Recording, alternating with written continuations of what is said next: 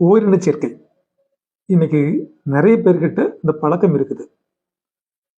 பெரும்பாலும் இது யார்கிட்ட வருது அப்படின்னா, இது எப்படி ஆரம்பிக்குது அப்படின்னாக்க, தனிமையில் இருக்கிற ஆண்கள், அதாவது வீடுகளில் தங்கியிருப்பாங்கல்ல, ஹாஸ் காலேஜ் டயத்துலையோ, ஸ்கூல் டைம்லையோ, இல்லாட்டா ஒர்க் பண்ணுற இடத்துலையோ, இந்த மாதிரி ஹாஸ்டலில் ஸ்டே பண்ணியிருக்கிறவங்க, ஆணாக இருந்தாலும் சரி, பெண்ணாக இருந்தாலும் சரி, அந்த டைமில் அவங்களுக்கு ஒரு துணை தேவைப்படுது.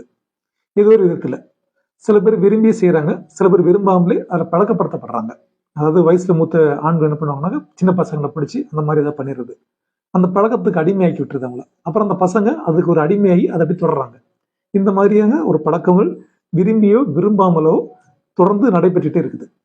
ஓரின சேர்க்கை மூலம் அது துணை இழந்திருக்கிற ஆணாக இருந்தாலும் சரி, பெண்ணாக இருந்தாலும் சரி, வருஷ கணக்கு துணை இழந்திருக்காங்கன்னா அவங்களுக்கும் ஒரு துணை தேவைப்படும் போது இந்த மாதிரி ஒரு பாதைக்கு போயிடுறாங்க. இது சரியா அப்படின்னா, இதுக்கு சரி அப்படின்னு சில வாதங்கள் வந்தாலும், நீதிமன்றங்களை ஏற்றுக்கொண்டாலும், உடல் ரீதியாகவும் மருத்துவ ரீதியாகவும் இது தவறு தான். இந்த பழக்கத்துல இருந்து விடுபட முடியாம நிறைய பேர் தத்தளிச்சுட்டு இருக்கிறாங்க.